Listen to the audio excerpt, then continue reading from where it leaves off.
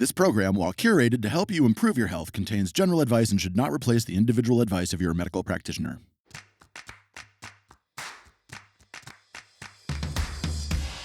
All the research shows the presence of older women in a young child's life, they improve the well-being and survival and health of that child. A good relationship will reduce your risk of morbidity and will extend your lifespan.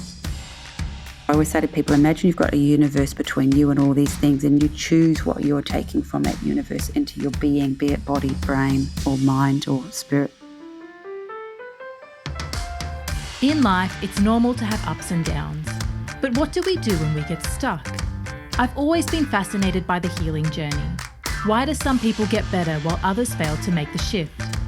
Welcome to the Season 2 Expert Series, where you'll meet 24 of the world's leaders in health discussing their passions and what it takes to make a shift. We tend to be our harshest critics. We are more than the muscle and bones in our body. Whoa, that's so opposite of what I was taught growing up. I would like a call to arms for women to know that their intuition isn't lying to them. I'm Katherine and this is The Shift.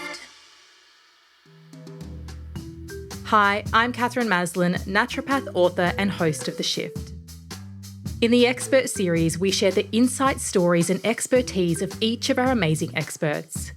We're talking doctors, authors, naturopaths, researchers and thought leaders. You may have heard them on Season 2 of The Shift, where we took snippets of these interviews to put them together in the series for you. If you haven't listened to Season 2 yet, I'd highly recommend checking out Episode 1, which will give you an overview of what constitutes women's hormonal health and a sneak peek into the series. We'll provide a link in the show notes. Dr. Nicola Gates is a clinical neuropsychologist, researcher, author and registered health professional promoting health and wellbeing for over 28 years. She is the author of 2 best-selling books, A Brain for Life and The Feel-Good Guide to Menopause, published by Harper Collins. Her research is world-renowned as she has over 24 peer-reviewed publications in international medical journals.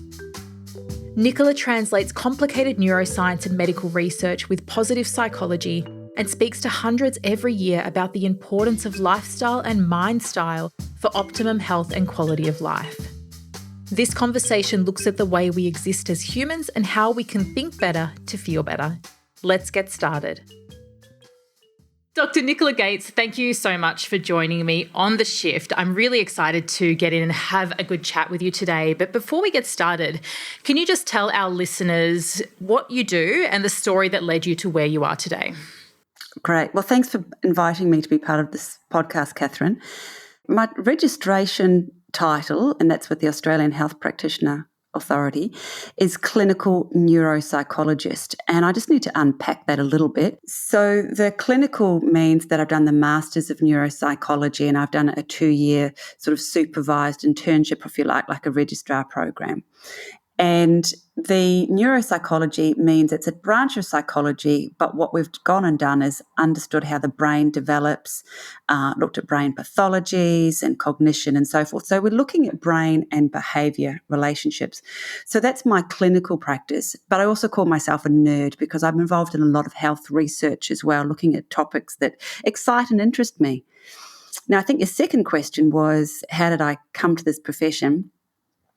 And I would say that it's a result of childhood curiosities and trying to reconcile ideas that I was presented with as a child. So simply put, my mum, she did a master's degree in sociology, and so she was looking at the influence of society and community and family on individuals. And my dad was looking at genetics underpinning things like altruistic behaviour. So I had this whole nature-nurture debate in my household growing up. And I kind of thought it was really, really interesting. And I thought, well, what combines both of those things, the individual in terms of genes and their life, as well as community and family and so forth. And so that kind of led me to psychology. And then I got particularly interested in the brain, and that was the step to neuropsychology. Well, let's get in and talk about your first book, A Brain for Life. You've touched on some of these concepts, but tell me, what does it help the reader with and why were you so passionate about writing it? I was really interested in how mental activity builds cognitive and brain reserve, which were ideas introduced by an American, Yakov Stern, and he talked about how the brain was resilient and cognitive function like memory can become resilient. And just a caveat to that is when I did my master's in Melbourne, there was an understanding that children's brains were sort of neuroplastic, so they had that ability to change and grow, and the understanding was that adult brains don't. And then this whole concept came that actually adult brains can change and are dynamic as well. And we actually now understand that that's the basis of new learning. So if you learn something new today, like they've discovered a new continent, for example, which is most of it's underwater in the Pacific Ocean. It's Zealandia. I don't know if people knew that or not, but that's like the 6th continent on the planet. So if you learn that and you remember it, your brain's undergone neuroplastic changes, but there are lots of other neuroplastic changes. So what I was interested in was that. And then, you start being curious about one thing and then you find all these other amazing, exciting areas to go investigate. And interestingly, 3 of my 4 grandparents did end up developing dementia, albeit they all died in their 90s. But I thought, what are the risk factors for myself? What are the risk factors for my parents?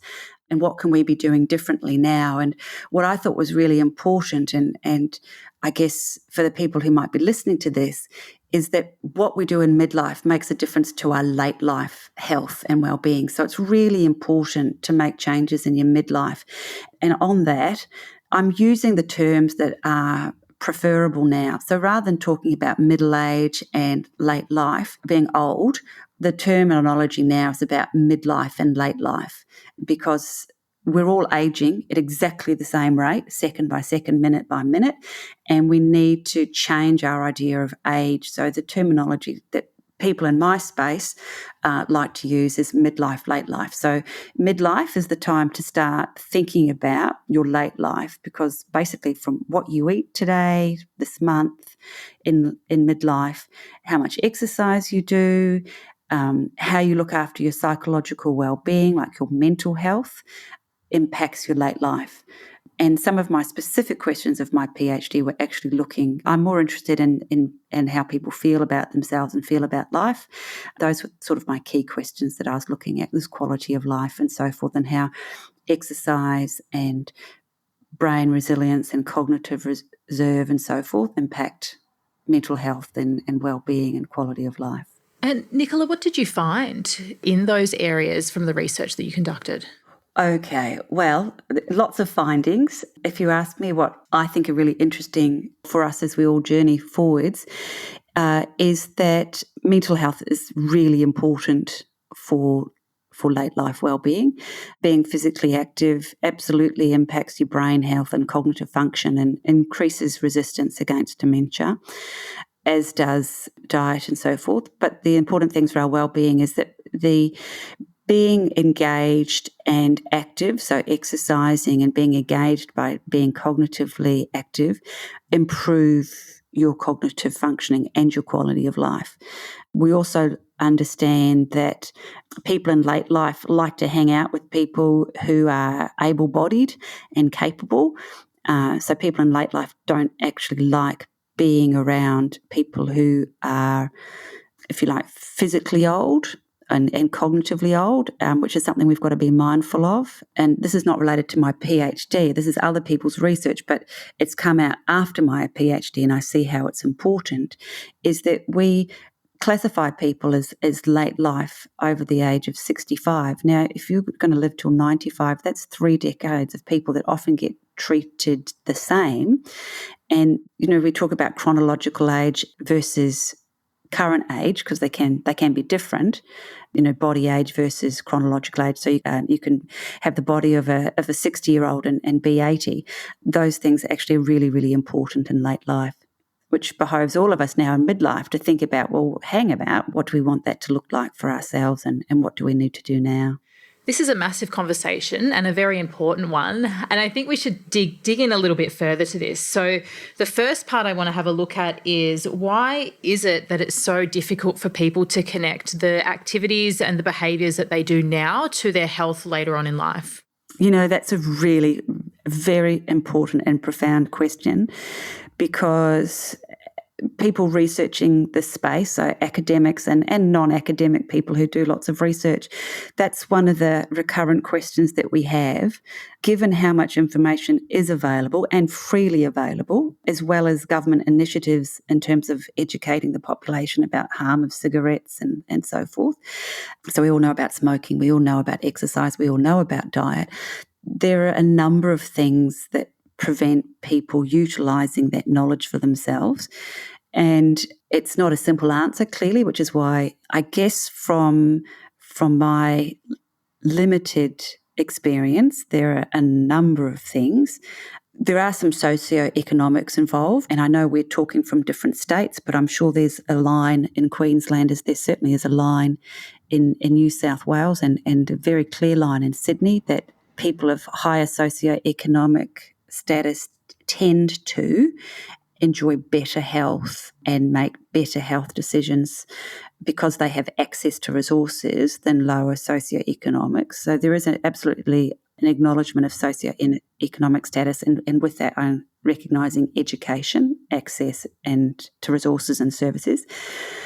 But a lot of the issues have to do with personality, mindset, self-discipline, locus of control, and things like that. Now, those are sort of psychological concepts, so let me go through it. So mindset, in particular, I mean optimism.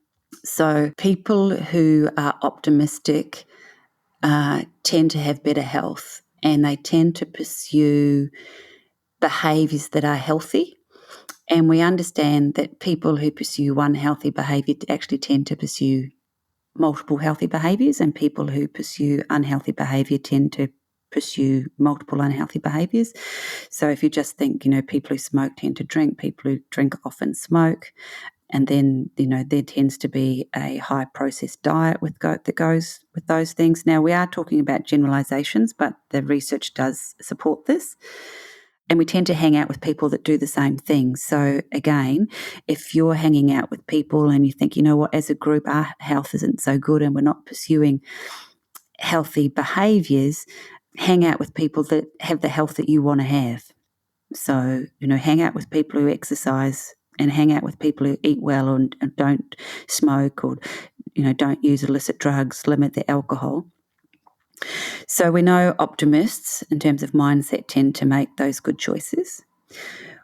Self-discipline is important because, let's face it, if we make a change, it can be hard work and it's really easy to go back to the things we know. So in this conversation, I want everyone to understand that there's no judgment at all on my part if people are smoking, drinking and eating lots of pizza and ice cream or making other, diet choices. Because I understand that everyone wants to have a good life. Everyone wants to have a good life. I've not met a single person, and I meet thousands every year, that doesn't want that. Everyone wants a good life. But sometimes we make choices in the short term that may give us a good feeling, but don't necessarily give us a good life. And when we're changing from making decisions that might give us a short-term good feeling and making choices to perhaps give us a good life, that can be uncomfortable. If anyone's had lots of coffee like I have in a previous life, when I was a university student, I used to have 5 coffees a day. Anyone who's tried to give up coffee will know that there is a period of days, if you're lucky it's only days, of excruciating headaches and discomfort. So giving something up, making changes, makes us feel, this is a highly technical term, yucky. We feel yucky, we feel uncomfortable, and it can cause us some stress. You have to have some self-discipline and self-kindness to say, what, you've got this. It's okay. You're going to feel yucky today, but, over a year, you're going to feel awesome. So stick to your guns. And so that does require some self-discipline as well as self-belief and self-kindness. And I think the other concept I talked about was locus of control. So some people think that they are responsible for the bad things that happen to them and don't think they're responsible for any of the good. And some people think they have no responsibility whatsoever. So there are lots of things we don't have control over. but we actually have control over quite a few things. And we have control over what we put in our mouth, and we have control over what we ask our body to do. And really tough thing to get your head around, we actually have control with how we think. Now, none of those things can be easy, but we actually have control over them. And when we recognise that we have control, we can use our amazing internal resources and our social support and external and resources around us to make really helpful choices so that we do get that good life rather than perhaps a good moment. And I guess to put it in, perhaps make it real, because I'm aware I'm talking a lot, and this is one of the things I've done in both my books, is that I have the boggy science. I try and tell stories. And a couple of weeks ago, I was sitting on a big long, I don't know, it was in the country, it was open air, on a long table with some other people. And there was a guy there, and he's in his mid-70s, and he actually had a coronary bypass last week, and it went really, really well, which is wonderful. And he said, it's tough getting old. And so he thought he had no control over his health because he attributed his health problems to just getting old. And as I said, we all age at the same rate. And I didn't say anything to him because it wasn't appropriate, but he drinks excessively by anyone's standards, not just medical standards, but I think most people consider over six standard drinks a night is excessive. He is carrying 30 kilograms excess weight, and he doesn't exercise at all. And although he's still working, he's very, very passive.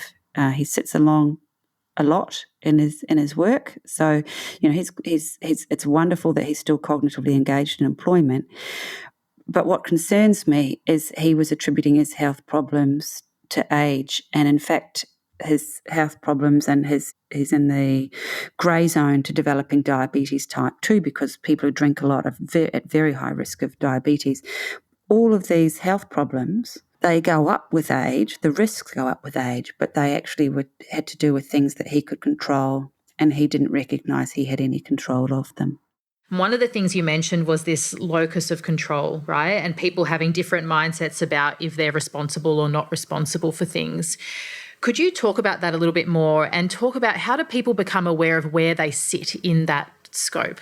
It's what we take out of the environment into our own environment, so our inner world and our outer world. We take those things and be them other people's emotions outside of us and the food we're exposed to. And I always say to people, imagine there's a universe between you and all these things, and you have this amazing capacity to take from the universe what you'd like. And it could be a compliment. A lot of people actually deflect compliments and Velcro the good, but we have the choice of actually saying, you know what, I'm going to take that compliment out of the universe and I'm going to take it into myself. And I'm going to Velcro the compliment and I'm going to deflect the negative. In the same way, we can be surrounded by alcohol or parks or toxins. And we've got this choices. So I always say to people, imagine you've got a universe between you and all these things, and you choose what you're taking from that universe into your being, be it body, brain, or mind, or spirit. So how do you know where you sit on the spectrum? One of the things to do is actually it's called metacognition, so it's a bit tricky, is to actually be present and listen to the way you speak. So it's like that guy's comment I mentioned that he said it's tough being old. So he attributed everything to age. So pay attention to those sort of self-accepting statements. Are you self-accepting things that in actual fact you have control over? And the simple question is to ask yourself, could I do this? Have I got control over this? Or do I have choice? And I guess if you want to do a little survey, just sort of be mindful for a couple of days and see how many times you actually think you engage in a conscious decision versus habit. So, I do talks on alcohol and I say, about mindless drinking versus mindful drinking, and a lot of people say that they just do things out of habit. So if you find yourself doing something and you can catch yourself go, oh, did I choose to do this or is this just automatic? And, humans have amazing brain power. And one of the things our brain does, because it's quite an energy expensive organ to run, is it goes for patterns. And so it actually does like making habits, because then it doesn't have to allocate so much energy to them because it's got this sort of routine set up and all it has to do is think, start and stop, right? And unfortunately, sometimes we make things habit and routine that we possibly need to have more thought over.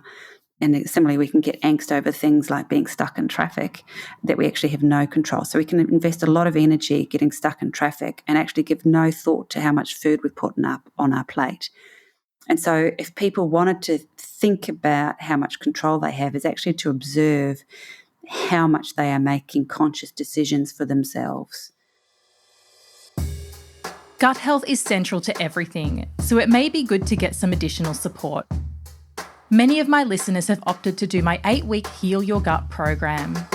In this 8-week course, I'll take you through the strategies that I use with my patients in clinic every day to heal the gut and give you the lifelong tools you need to support your gut health.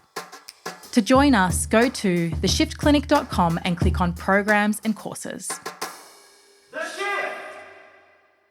So talking about this midlife and late life age bracket, I talk a lot about this, and we spoke a lot about this in season 1 of The Shift, where chronic disease will kill most of us. So over 80% of people in Australia will die from a chronic disease, not getting hit by a bus, not dying in their sleep, but, some disease process that would end your time earlier than otherwise.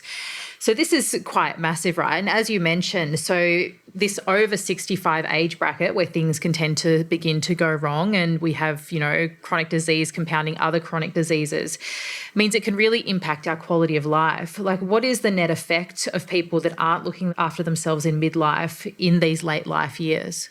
Yes, I mean, your statistics that you're talking about are very true. And what I'd add to that is I looked at the intergenerational report that the federal government puts out, which is, I think, fascinating reading. And one of the things that indicated is how long in Australia people live with disability. So, and I don't know about you, and I don't know about other people, but I know for myself, I would like to be fully alive and capable and then be totally dead with maybe 48 hours in between the two posts, just so I can say goodbye to my beloved.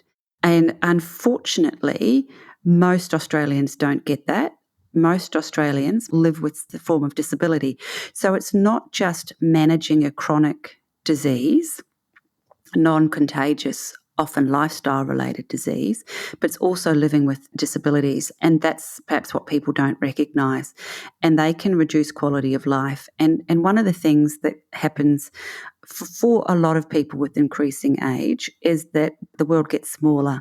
And whilst that may mean a concentration of quality friends over quantity friends, there are other aspects of health and well-being that can become problematic and compromise well-being and quality of life. One of the exercises that I get people to do in my Brain for Life book is where they can, and I think I do this is in the first chapter, and I talk about the non-communicable diseases that are responsible for most deaths in the Western world, and particularly in a wealthy country like Australia, less so perhaps for the Indigenous population, but certainly the urban city population is non-communicable preventable diseases, is to look at what's in your genetic pool. So, for example, when I look what's in my genetic pool, I've got, people say I'm like my grandfather, so I'll probably live a long time, but then I'll probably get vascular dementia, which happens to everybody if they live long enough.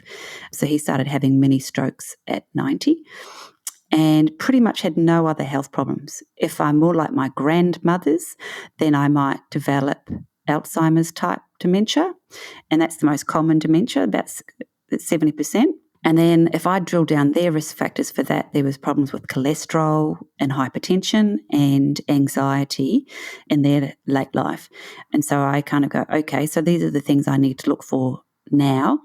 And so I make choices now to manage cholesterol. I have absolutely no cholesterol problems, but I'm making choices now thinking, okay, this is what my genetic pool's suggesting. If I look at my great uncles, there might be some cardiovascular disease, which kind of goes with my grand's blood pressure, cholesterol issue. So, I'm making decisions now, knowing that might be my genetic cards that I've been given. So even though you have those genetic cards, It doesn't mean that they are actually going to be played out, and perhaps that's what people need to understand. You can have genetic susceptibilities to things, but the choices you make can determine whether those cards actually get dealt out to you. Absolutely. One of the things that I've been thinking about a lot with this pandemic is, well, two things. A, wouldn't it be wonderful if the response to the epidemic of chronic disease was as huge as it was to coronavirus? Because that ultimately, even with the high numbers, which is awful and shocking, more people will end up dying of an NCD than COVID at the end of the day. But secondly, that most of the population that are getting taken down by this virus do have chronic disease and are already unwell. And what I'm not seeing in the media is this being talked about, hey, we need to sort out this problem, which is getting worse and worse. And you can see the numbers going up and up in order for us to actually maintain population health, because, you know, arguably this will happen again. What have you been thinking about seeing all of this unfolding when it comes to like just total health in general? Oh, I agree with everything you've just said. It's a bugbear to me because it's not being spoken about, because the comorbidities that people have are significantly related to what's, as you know, are considered lifestyle diseases, you know, metabolic syndrome, obesity, diabetes, cholesterol, hypertension, all those things that can relatively easily addressed. One of the things is that, you know, people, and when I say people, we're all the same, it can be really hard to invest in something that's abstract and you don't see an immediate return. So it's really abstract to think in midlife about late life, because, you know, we get bogged down with things today, you know, kids at school, work commitments, family, caring for our elderly parents. There's so much happening in the day now. To think about health long term can be quite overwhelming, or just too distant and too abstract. And I know so many people that say, I'll address this when I retire. The other issue that I see is that, you know, we don't get good feedback for making good choices unless we have a health hiccup, unless something goes wrong and those good health choices are rewarded. And you know what? I'd love to design an app. It's not, I mean, it's fanciful, but imagine if we had a program that every time you did something right, you got feedback, something like, you know, oh, well done, you've walked 10,000 steps. Guess what? You just walked through the coronavirus cloud and you didn't get it because you've exercised and your immune system's boosted. Or guess what? You've just had a good belly laugh at that joke. We know that laughing and feeling positive and positive emotions increases your immune response to immunization. Go and have your immune shot now. Or, well done, you've lost 2 kilograms. This will take off over the course of your lifespan X amount of health risks. Or, you know, well done, you had a good night's sleep all this week, which has given you a month of extra health and vitality. You know, if people got feedback and understood that health changes make real differences, it would, I think, incentivize them. Now, as an example, and I've had a health hiccup, and, you know, and all the specialists said, you know, my gosh, you're the last person we would expect to get cancer, but, you know, at some point, some cancer just happens.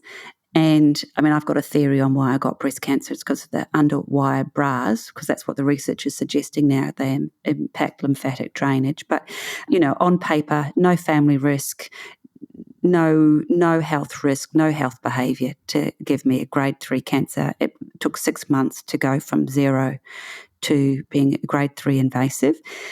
And I made a really good recovery because I went in fit, healthy, good weight, because being a healthy weight makes a huge difference to surgery.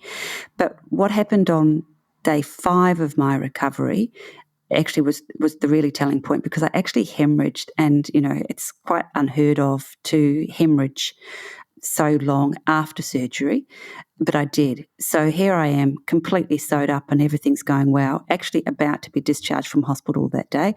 And I ended up hemorrhaging, and if anyone medically inclined, they'll realise that how serious it was. I mean, actually I lost consciousness and had to be resuscitated, but I ended up hemorrhaging into my chest, and I'd actually had breakfast, but I had to go into an emergency surgery. So it was non-ideal conditions to have surgery, to be opened up into the chest to find out where this hemorrhage was. And, being fit and healthy, going into the first surgery, the double mastectomy, but it was really the next surgery where my health investment for years really paid off, without a doubt, and that's what everyone told me. What a phenomenal story. This has obviously come out of the blue for you. What were you experiencing at this time going through this? I'm very good at taking health instructions. So all I kept thinking through the whole process, and because I am in health, from my diagnosis to surgery was very, very quick. And so everything was fast, but I just, despite everything being fast around me, I go slow when things go fast. And I basically just kept saying to myself, you've got this. You've got this. One step. That's all you have to do. So, the one step, get out of bed. Literally, one step, do your arm exercises. One step, do this. I needed to eat more food apparently when I was so, if they tell me to eat bone broth, eat bone broth. So I just took the advice and I took it as kindness. If someone gives me advice, I actually say thank you because it means someone thought of me and is generously giving me their time. Often when people are given advice, people respond defensively because they feel that perhaps they should know it or they're embarrassed. But, I took all the health advice from people who knew things and just told myself, be present one step after the other and you'll get through. And so you had the double mastectomy and then you got put into a medical menopause, didn't you? I did. Yep. So I had 3 major ops in 7 months.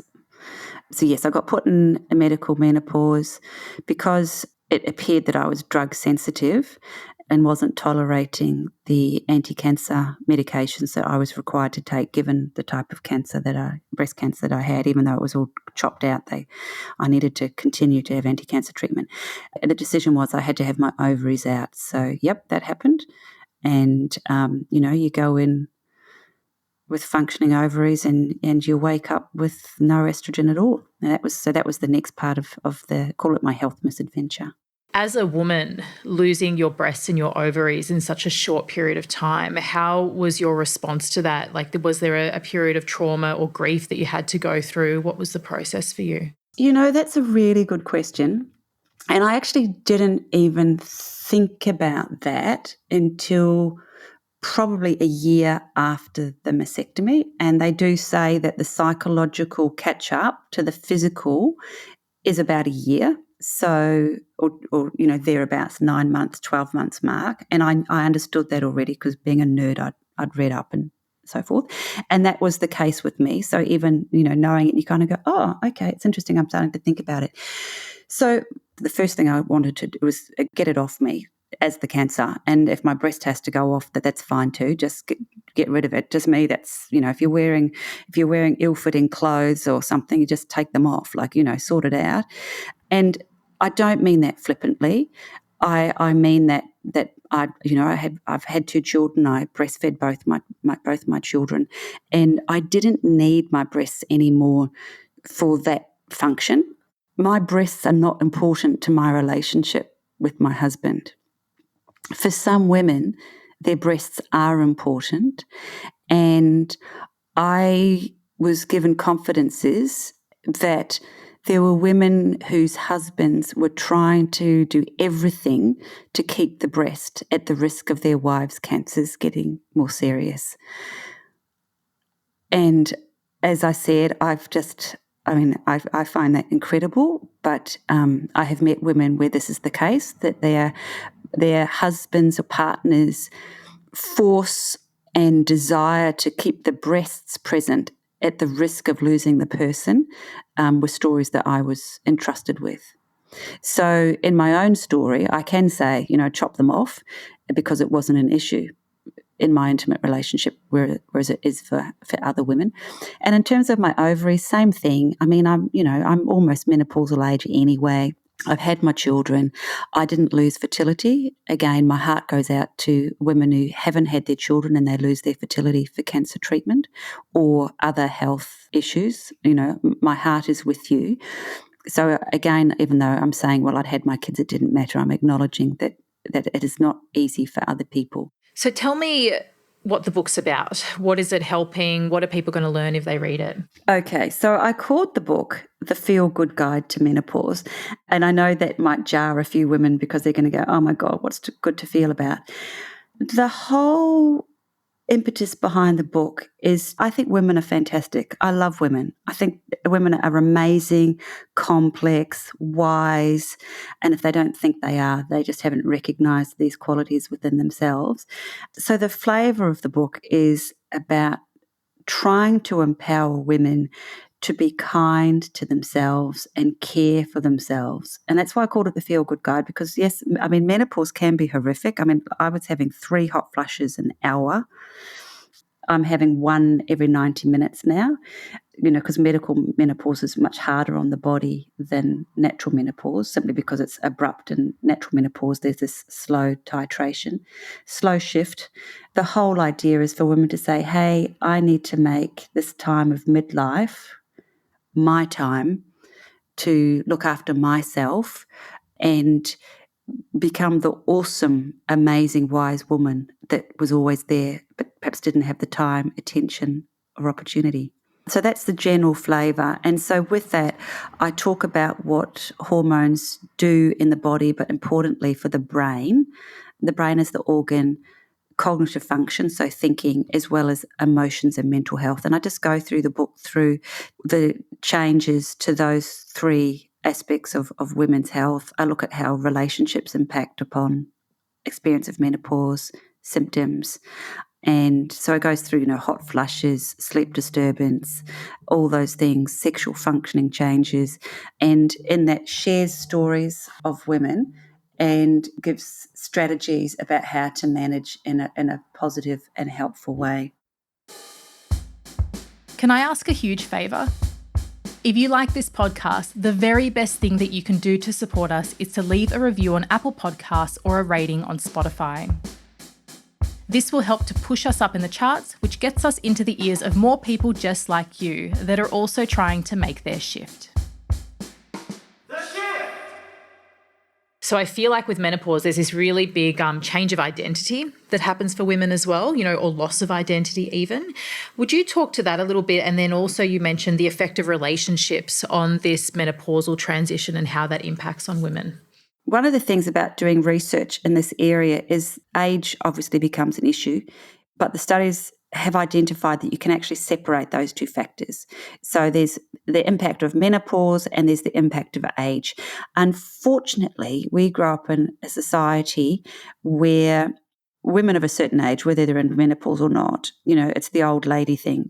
We live in a culture that doesn't celebrate women in a way that they are in other cultures, which is kind of crazy because all the research shows the presence of older women in a young child's life, so I'm thinking of grandmothers in particular, they improve the well-being and survival and health of that child. So, and lots of countries recognise that and are thankful to have older women in society.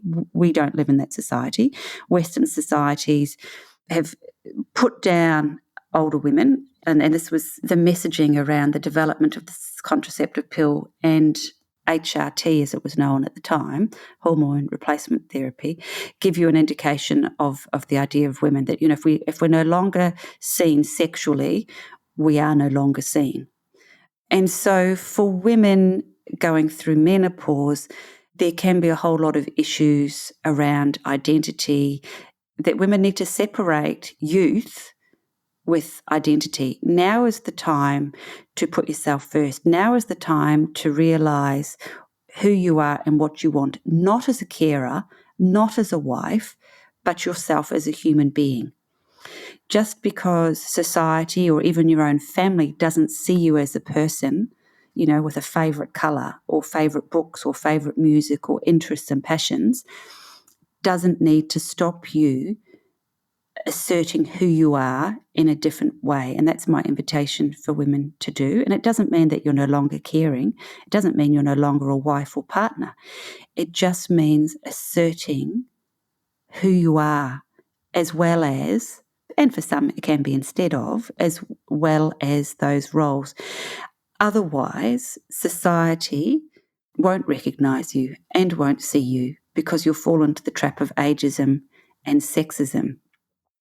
Now, the research shows that women who are partnered with someone who isn't transfixed by age and fertility, fertility seen as being sexually attractive, have much better journey through menopause than women who don't have support from their partners.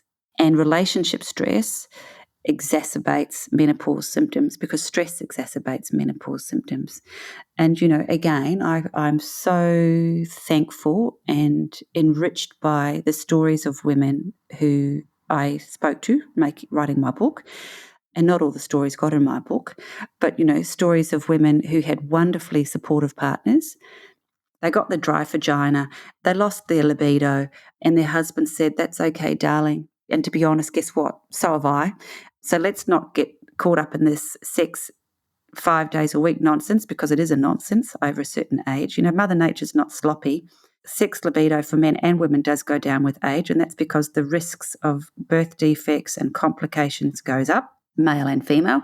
So Mother Nature turns down libido for both partners, but often men don't acknowledge that. So I've got stories for women who said, their husband said, "Honey, I can snuggle and cuddle, no issue." And then you get the other stories of the reverse, where there's a lot of pressure and partners being unfaithful and starting the second family with a woman 20 years younger than their first wife. So it makes a huge difference. And the reality is, I invite people to review their relationships. Women can put on weight, and this is a lovely story. A woman put on weight, and her partner's male, her husband's response was to say, "Just more of you to love, darling." And then you get body shaming. So our journey is influenced by the people are around us and who we expose ourselves to. Particularly, as you were mentioning, if, you're coming out of that transition where you're the wife, you're the mother, you're the caretaker, and the kids are leaving home, and then all of a sudden it's like, oh, who am I? Without all of this and these constructs that I've built around, and to be in a relationship with someone that's not supportive of you becoming another version of you would be terrifying and really isolating. A lot of women find their female friendships are where they get life's richness, and they haven't got that friendship in a relationship. And we know relationships change over the lifespan. A good relationship will reduce your risk of morbidity, so illness, and will extend your lifespan. So I guess decrease your mortality, so increase your lifespan. Whereas a relationship that's not supportive and nurturing has the complete opposite effect. And the research shows that women who are partnered tend to live less long than women who are unpartnered. And that's because of the perhaps lack of reciprocity in the amount of caring and nurturing in the relationship. So the women give more, receive less. And the other thing, of course, is that as relationships age, they have this wonderful potential to become more simpatico with age and become more loving and nurturing and develop a much more interpersonal connection than they perhaps were earlier on in the life stage. It doesn't have to happen, but that is the ideal in a long-term intimate relationship. And humans have kind of evolved to have these long-term relationships. Whereas relationships, they sort of have 3 phases. So there's that initial idolization phase, and then there's what we call the transactional phase. Partnering up can be transactional, so that can be wealth building, career supporting, child raising, animal parenting, or hobby sharing sort of thing, so much more transactional in nature. They tend to go through that as the second stage of relationship. But then they sort of enter this third stage where the joint project part has ended. It's less of that transactional partnership, but more of a joint interest, sort of simpatico, emotional intimacy side of the relationship develops. So spiritual intimacy, emotional intimacy, intellectual intimacy develops in the third phase in later life. Such an important conversation, right? And little light bulbs are going off in my head thinking about my clients and the people that we work with and thinking about that relationship dynamic. A lot of the time when we're doing our case management meetings where we're workshopping, difficult clients, the thing is like they have we call it shitty husband syndrome, or crappy partner syndrome, where it's they actually just need to get out of that environment, but people hold on and hold on. So I think it's a really interesting conversation that there's actually research on this with physical health implications, not just happiness scales, right? It's across the board: physical well-being, psychological well-being, healthy relationships. We can understand that because humans have always lived in groups, be they family groups, tribal groups, being connected to other people. And, some people obviously find connection harder or more challenging than the others. But we know that healthy connection improves immunity. I mean, something as simple as that, like a lovely hug, and I'm not talking about a sexual hug, a hug, that sort of physical contact. We know after so many seconds that people start to get oxytocin, and that increases immunity. There's these hard science, evidence-based findings about how important healthy relationships are to our life experience, and which is why people found it so tricky in lockdown, and why we need to manage isolation, because the World Health Organization is really concerned about light pollution, noise pollution, and the impact of loneliness. And unfortunately, it's actually not older adults, it's actually the young people. Social media has not necessarily made young people feel more socially connected or have a true social support network, which is health giving. They might be connected, but they don't have that level of social connectivity. It's really interesting, and I know this is a little bit of a segue and I won't go too much into it. I've got a lot of friends that are online dating, right, through apps, and clients as well, of course. And just the trauma that it's causing for people is quite phenomenal, I think, just in this type of transactional thing where it's like people are not communicating properly and people are getting hurt, and just, I guess, the type of thing that you wouldn't really see in old school dating. Would you agree? Have you noticed anything like that? Yes, in clients, in family members.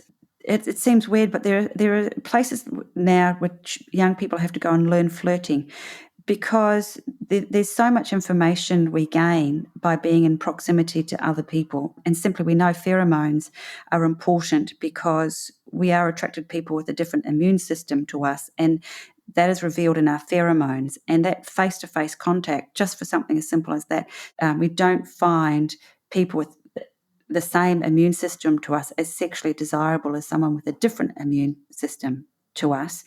There's multiple levels to this conversation. And the other thing is that because of the society, and my young adults always say to me, "But Mum, we didn't create the society," and you know what? They are right. It's our generation that created the society that they are in. We actually didn't. We invented the iPhones, not them. Because we are the people that have all the corporations that are commercializing everything about their life. We are commodifying dating. They don't own these businesses. It's the older generation that does. Because we've commodified so much, a lot of young people and older adults, and I had a conversation with a woman in her 50s going back on the dating, and she was saying, she told me all the qualities she wanted in another person. We've commodified people, essentially, and it's only going to get worse unless we correct it. But so she had this list. She wanted a male that was, X height, X age, X professional bracket, X, all these things.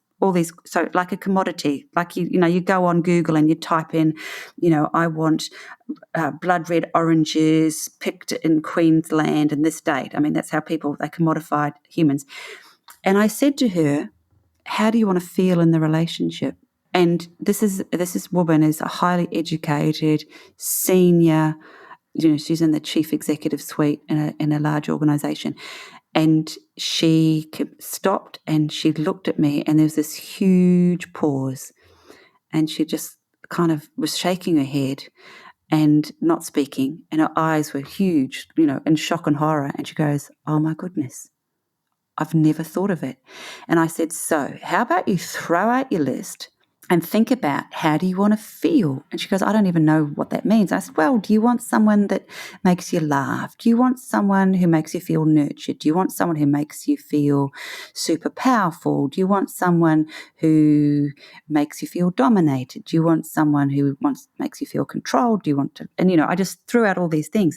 And I think unless parents have this conversation with young people, or just anyone actually dating in the social media, people actually haven't asked themselves, how do I want to feel in a relationship? Like, what qualities of the interrelating of the relationship are important?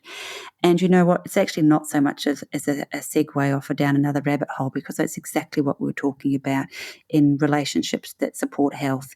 How do you want to feel in your relationship? How do you want to be supported? How do you resolve problems? How do you respect each other? How do you convey respect to each other? What languages of love do you speak? How do you resolve problems? How do you build bridges back to each other when there's been a rupture? Like, these are the conversations to have to improve your health, how to find a partner. One last question. If you could give just one piece of advice to someone that wanted to make a shift in their life, what would it be? Lovely question, thank you. I would say self-kindness. And I say that because it's hard to make a shift. It's really hard to shift. You've been doing something for a while. It's suited us. It's easy. It might be immediately rewarding. So be kind. Understand that you might not get it right all the time, but that your intention is there to make the change, and give yourself lots of praise along the way, and be kind. And if we're kind to ourselves, we're more likely to be kind to others. And then, we just change the whole energy around for ourselves and the people we're with. So I always say, start with self-kindness. Dr. Nicola Gates, thank you so much for joining me on The Shift. Thank you.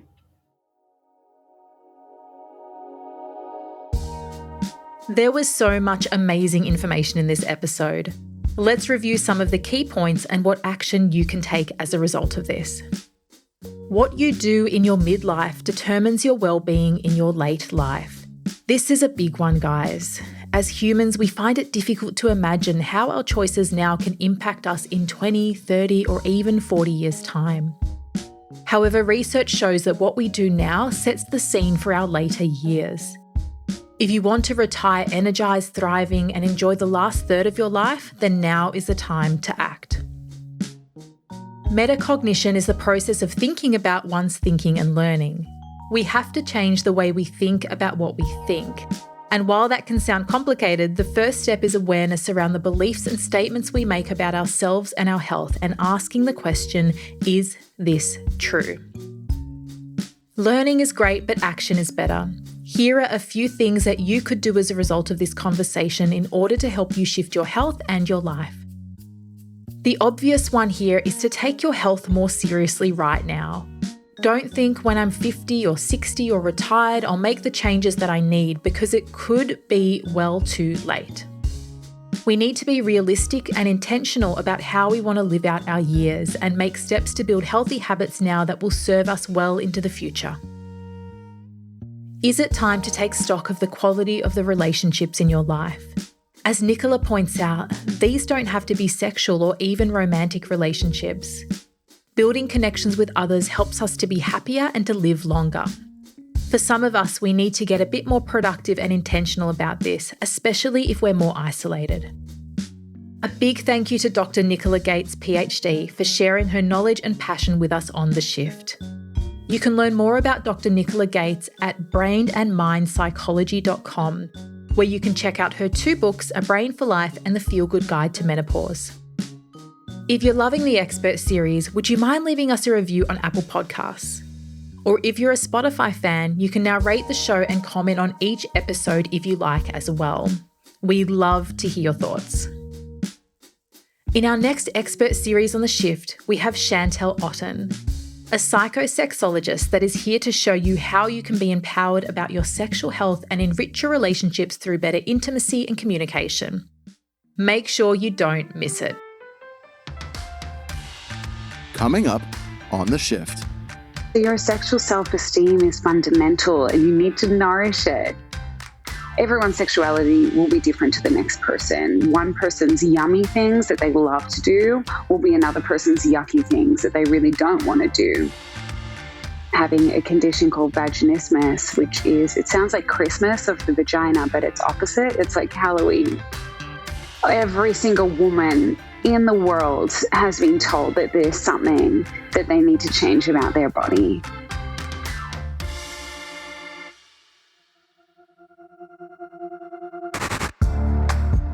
This series is a production of the Shift Clinic.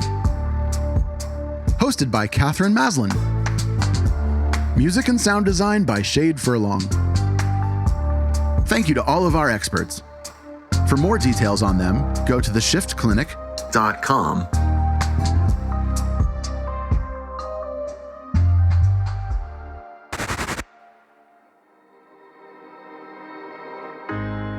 We can be. We must be. The first generation to end extreme poverty. The generation most determined to fight injustice And inequality.